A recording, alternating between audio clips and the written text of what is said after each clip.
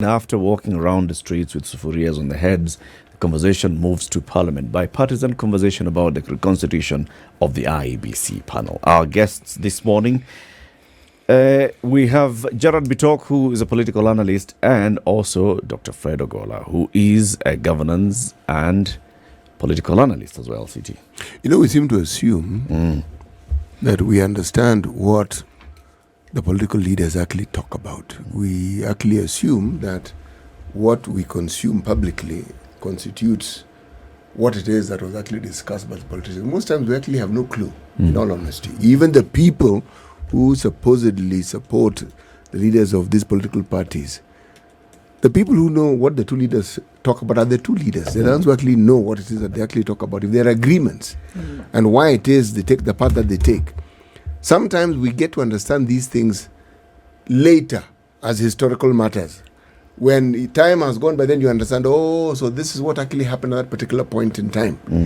Now, we judge the consequences and the results of what we think are the understandings from what we see. Again, we must never lose sight of the fact that we are discussing the Kenyan politician, not politicians generally, the Kenyan politician, especially breed. The way they go about their business, the way they do what they do, how they look at life, the manner in which they treat the functions, the duties, the responsibility they have as callously as they do. The Kenyan politician is a very, very unique breed.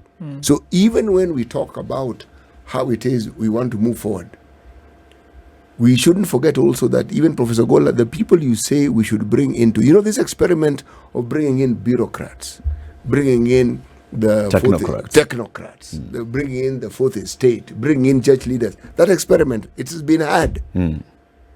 So long as these people we're referring to are Kenyans, okay? The difference between them and the politician is slim to the point of being non-existent. The moment you bring them into a position of leadership, they all tend to behave exactly the same way. So therefore? Eric's solution is what we need to keep considering. Which one?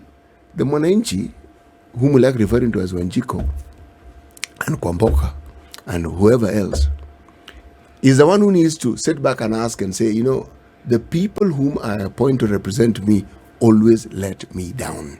So what do I do myself as the person who elects these people? Because the moment you elect them, the representation seems to focus on themselves, not on you, the person who actually elected them.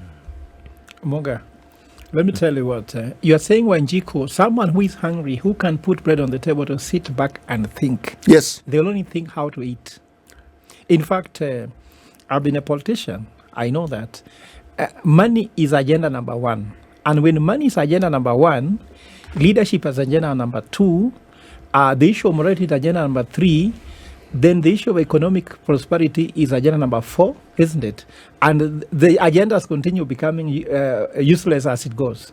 So according to me, I believe, and I believe very strongly, that we have very intelligent Kenyans in this country, very intelligent Kenyans that can offer economic, social, and political solutions to this country. But the thing is that they have never used their intelligence for the country. If at all, they have used against the country. And why so? Because their intelligence, their morality, their spirituality, those religious leaders, tilts or gravitate towards the stomach because they start by saying, okay, now Raila Odinga and Ruto wants to talk. Now the question is, what does Raila want? They start by asking, what does Raila want? What does Ruto want? Who can benefit me most if we take this route? And then they align. And that's why, like PLO Lumumba's of this country, we have now a CS for Treasury, Professor Juna Angdong. He has a very good CV, isn't it? How is that CV working in Treasury? You cannot tell. Does he not know what to do? He knows. How is he incapable? He is incapable. I'm trying to tell you, there's a way this can work, and I'm going to give a very what I call a very drastic proposal. If I'm Raila Odinga and Ruto, if they want to help this country, what they need to do is, first of all, they have to agree that if they're fighting because of the election, which was won or not won, they should not have a handshake in this year. They should agree that this year Ruto takes over government for 5 years. Then after 5 years, there's no election. Azimio takes somebody to rule government for another 5 years. During these 10 years, we can reform this country in a more fundamental manner without looking at short-term things. Because I can tell you now, if there's a handshake and Raila Odinga brings anybody to Ruto's government, immediately they start fighting. Who is more powerful than the other? Who shall walk on the red carpet? Who shall have toilet when they're having a meeting? It will go to very, very useless discussions like that. But if we have a 10-year period where now we can sit back and say, we have like to sit back and say, now, which way Kenya? As now the 10 years has been sorted, their interests are done, it's easier to deal with that. But Prof, and then, yes, we spent years. Professor Yashpal Guy spent years going around the country asking Kenyans, what do you want? They told him, created a volume like this, took it to Bomas. Kenyans, come, discuss. Is this what you wanted? And Kenyans agreed, and we have a constitution. Okay? Kenyans already know what they want with their country. Why do we need to give two people time to tell us what we want? actually, we're not giving them. Actually, We've we're not already giving told them ourselves time. what we want. Actually, Eric, we're not giving. We are giving ourselves time, because if do they what? come now, immediately campaigns will begin, and the next election is the issue, not the next generation. In fact, this is the time I'm trying to tell you. During that time also, I was trying to telling even Bitok when we were outside there, they'll be able to elect that MCA. Because do you know what's happening? More than 40 governors became governors, more because of the party they're associated with, less more because of their policy. Of their competence. I can tell you there's a governor, I can tell you Joho, in Mombasa. He had three manifestos. One manifesto was Raila Amolo Odinga. That's it. Like if you shout the most, our leader is Raila Amolo Odinga. In this county, it is ODM. That's it. You finish your campaign and they get elected. Now, if in 2027, if Raila is not running, because we know very well he'll be president, isn't it? Or, for example, he will be taking Kalonzo or Martha Karua or anybody from Azimio to take leadership, no one will go to campaign hanging on a party. You'll go and tell people your manifesto. And I told you, for me, what Mandamano has given us in part of the pain we've gotten is this, that the time when winning an election was an end in itself is over. After you win an election, you deliver. If not, people's power will make you concede to something. In fact, even this should not go to the president only. It should go to your MCA. If he campaigned by saying, I'm going to lower cost of living, if an MCA can do that. If he does not deliver, people need to go to the street, that's Trabo and Jiku, going to the street in Siaya to remove those guys from office. I'm going to interrupt you. Yeah. Before the elections, we shouted ourselves hoarse here about social contracts. This thing you're saying, we went to town about it. You were here also. Yes. Yes, so it's not as though this is the first time you come to the studio. Gerald has been here also. You know, these are things we've discussed. What is it that will guarantee the moral fortitude that a leader requires to be able to provide for the citizens what they know they must provide and what they promise? Because what we see are people who say things which they never do. Not complicated. Simple, straightforward. They don't do. And they seem to think it is okay to keep telling us more stories about what they want to do and still don't do. Jumping off of that, isn't it about time that we just, we can pontificate about this for as long as the day is. But if we keep talking about the participation that the people of this country ought to play in its governance, in its democracy, be that what it may, that there must be the realization that the very small, because, we can talk about all the leaders. We can talk about the leaders at the top. Join all of them. They don't reach 2,000. And I think also... Put all of them together. That number pales in comparison to the numbers of people that we're talking about over whom leadership must come about. But the very people, we cannot run away from the issues that we face today, and that continues to be my thing. If we're talking about the cost of living, if we're talking about the poor state of education, if we're talking about the poor state of health, if we're talking about so many things for which the people come into contact with every day, and we sit here in worship and glory over leaders who do not care about the people. They've told you in so many ways, but we choose not to believe them. They're telling you, pop and plain, this is how I feel. But we still manage to sit here every day and talk convince about ourselves. Oh, the leaders tomorrow. No. And we can't say it bipartisan now, we give them shouting, 10 years. So No. Yeah. No. Gerard. Yeah. I think just picking it from where Prof has left it, I think he's being a political jihadist by proposing the measures that he is, because we are a republic. There's a very clear procedure on how leadership is I mean, especially elective leadership is achieved. There's a democratic process that involves a vote, that involves a people who come and say, Eric, we are going to vote for you, we are going to give you this position. So if you want to turn positions into things that we are going to dish out as candy, because Prof is shouting the loudest, so we say, okay, Prof, we're tulia kidogo, tutakupea. You don't have to go through the process of democracy and a vote. We're going to give you where upeleke yako miaka tano. I think we've made enough progress democratically to go back there and start thinking that we can get to a point where a few people, because that's where Prof is taking us, that we're also giving that small constituency an opportunity now to even decide for us about the presidency, that we don't need a vote. Wafanye miaka tano alafu William aseme sasa wewe kuja. Gerald, I'm going to interrupt just as I interrupted Prof. But I've not even spoken. You have spoken. You see, You've not had my thoughts. this is the it's not as though you are not making sense. You are. It's not as though Prof was not making sense. Prof was making sense. But that's not the point. That's not what we're dealing with here. It is clear that Kenya has gotten to a point where democratically there are things we seem to take for granted. But the thing that we need to take for granted is a leadership that actually delivers. All these discussions we're having, how do we get to the point where they deliver? So, Gerald, now tell us. City, I mean, these people are voted in by people. People like you and me and all of us who are sitting here. These people do not find themselves there, like a tortoise or something. They were voted in. There's an electoral process that came. There's a process that announced them as leaders and presidents. MCAs were announced. People voted for these people. And I think also while we're having this argument, we must get away from the idea of a vacuum that we imagine that there are certain magicians who are going to sit in a corner somewhere. This same process of election involves the Mwananchi, the Wanjiku and Kwamboka you're talking about. It doesn't involve aliens. These are people who voted. They chose a government. They voted in an MCA. They voted in an MP. They voted in a senator, a governor, and the presidency. This thing did not happen outside this space, but decision and the electoral process. There's nobody who was coerced. There's nobody who was whipped into making a vote for a certain person. But then again, even as a people, do we really imagine that Wanjiku as they are, have the capacity to demand what you want to demand? Yes, they do. Here? They do. They don't. I'll They tell do. you why. No, Why? they don't. I'll Why tell you not? Siti Muga, let me ask you a question. At what point did we start discussing the price of unga? When Azimio came out and says the price of unga is 250 and it's too expensive. And they're the same people that a few months ago No. told It was us before that that. It was even before no, the the thing election. is, now look at the issues of mobilization of them. Why don't we have demos today? Because the politicians have said we cannot have it. You know?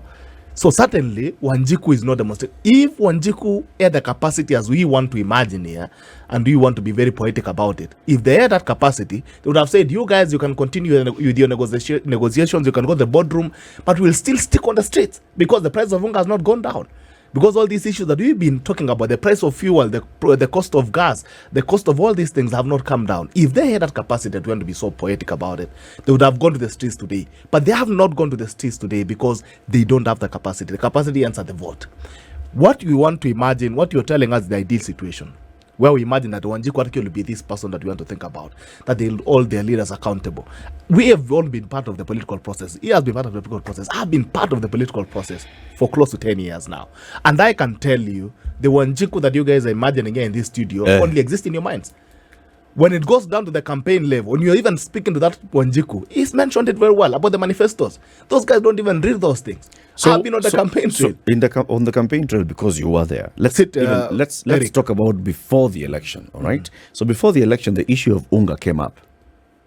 And the candidate that you were supporting then was a deputy president, and he was pointing a finger at the handshake and saying, look at the price of unga.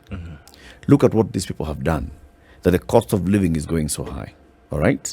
Why was he doing that? Because he knew and he understood that that is the pain point for the Wanjiku. Right? And he said the way to sort this thing out is starting from the bottom. Remove the money from up there, bring it to the bottom. So at the bottom then can start shaking things upwards. Now the thing is, and also... Are you saying that Wanjiku then had power, but after the Wanjiku cast their ballot like this, their power ended? Now the thing is, you and also did the candidates know Did the candidates know this? Were the candidates playing a game on this, just knowing, I want to corral you into the ballot. Once you dip your paper there, that's it. Your power is going to have the power. I think it's also important to bring the contrast now, because they have switched positions. Before elections, the other one was saying Unga is very high. Now we need to kick out the government, Handshake government. Yeah, and so the we other one can was stabilize saying, the no, prices. it's And the because other of one the was trade. in Handshake government, who is Raila Odinga, was saying muna bweka kama maumbwa. Kama maumbwa nasema the cost of living juu, globally the cost of living is high, this hunger thing and all that. You are saying, I mean, he was giving us all the reasons, including Ukraine and Russia war, that I've actually not seen. I only see it on TV. How it affects my ugali is something else. But you must appreciate that ugali politics is not new. It has been a tool of politics for the longest time. And it just depends on where you're sitting. When you're in government, you defend it. When you're not in government, you switch it. Now, the reality is, if you go to the market right now, the price of unga have actually gone down. From around 240, 230, now you're talking about 190, thereabouts. The fact is, the price of unga has gone down. You can go and prove that. You can go to the market and prove that. It has gone down. But the ugali politics has not gone down. The factual price of unga has gone down, but the ugali politics is still very high, because it is not about the price of unga, it's the politics in ugali. Let me ask you the question. Now, allow me to price of unga that has allow me gone to down, execute my thoughts. Is it no, you've mentioned unga, I have to ask. Is it affordable? Now, affordable is very relative. Even you you talk about the cost of fuel, it's relative. Someone like Prof might not feel the cost of fuel. He's okay. He has his car full tank, he drives well. For me, it might not be affordable. So issues of affordability is very relative. We cannot use that to gauge that. Just a little bit, Prof. I think I gave you some time. I never disrupted you. So when we are talking about the issues of unga, are we being sincere and honest about it? The fact that we're having two players now who have switched roles, and now we're having a totally different conversation on the price of unga, how are we being honest about the issues that we are discussing? So let me ask you, as you continue with that, on that same thought, Yes. do you think the citizen who was concerned about the cost of living last year is sincere when they talk about the cost of living this year? What are the politicians? They're not being sincere. Wanjiku. Do you Because think let me- Wanjiku has no legitimate reason Let's to actually speak talk the about cost the of living. Let's speak the cost of living. What exactly are we talking about for Wanjiku? Forget about all the other crazy things of the cost of petrol and all that. Wanjiku has no business in that. Let's talk particularly about the price of unga. Okay. Right? The issues of the cost of unga, I've told you, that is a fact, and you can go and fact check. There has been a gradual decline in the price of unga. Does Wanjiku Now, consider talk about- 190 a good price for unga? Even if, let me tell you something, Eric Latif. Even if you reduce there's a time even that we were even told that the price of unga was 100 shillings during Handshake government. I never consumed that unga. Answer the Single question, point. Gerard Bwana. So affordability is very relative. If you go to Fact, Mathare, yes. The fact is, yes, the unga was at some point 230. It has come to 190. Is that the price that Wanjiku considers? now I've told you A this. good price for Affordability is very relative. For someone, there are people even who shaga their own unga. Unaenda unanua gorogoro moja, it's I think around 90 shillings. You get 2 kgs out of it. There is someone who buys an high premium unga, which would cost you around 300 shillings for an high product. They are premium products. So affordability cannot be used as a measure of the cost of living, because we can talk about accessibility. For me, it's about accessibility, and the only way to fix the cost of living is production. There's no other shortcut. You can demonstrate the match you want, but if you're not fixing the factors of production, then we're going to have this conversation for the longest time. I think it's a big deal For if you instance- have something that's available and the people in the country can't afford it. That's a big deal. So It let me is a ask you, factor. let me Huge ask you, factor.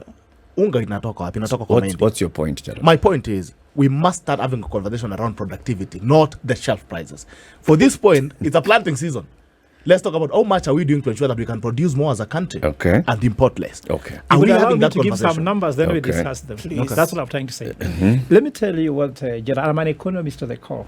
And I was actually telling people, I've been sharing on this set, that Ruto needed a hard-nosed economist, not activist economist like David Lee.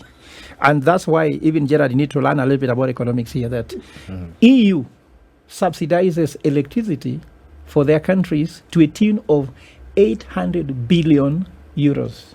You understand? Farm subsidies and food subsidies cost EU what I call 1.2 trillion Kenya shillings. And what I can tell you, using the right economic model, when a population cannot consume, there is no economic growth whatsoever. You like it. So if you're talking about production, we have to talk about demand, supply. And demand, it does not mean that how many people want unga. Demand in economic means that you need it and you can afford it. If you cannot afford a car, you are not among the demand for a car. If you can't afford unga, you're not among the unga. And an economic theory, which we now develop by saying that a government, in fact, even EU adopted this thing. I did my PhD in Europe. I was able to contribute to the economic thinking of the EU. We said that a government should spend, even to the point of having a budget deficit, if that means that the people must afford what is called basic needs. Livelihoods. And when there was the global financial crisis, when it came with the pigs, Portugal, Italy, Greece, and Spain, we told the government in Italy, make them spend the luxuries they do, because Italians were not going to the beach anymore. They are not buying luxurious products, and they have luxurious products that keeps the economy. Germans and French were saying, how can we subsidize people to lie in the beach and just relax? But if they don't sleep in the beach and relax, the economy will collapse. So if no one can buy unga, You can't eat ugali.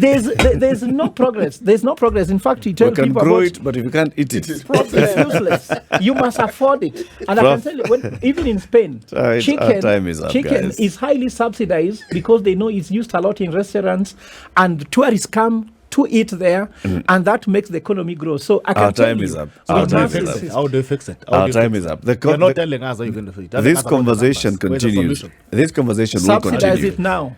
How long And are you there's going to money, subsidize? Eric. I'm telling you, there's How money long are this you going government to- collects. Nesawa. Gentlemen, Nesawa. our time. We've talked about Nesawa, subsidies. gentlemen. Gentlemen, our time is up. This is the Situation Room, the only way to start your day.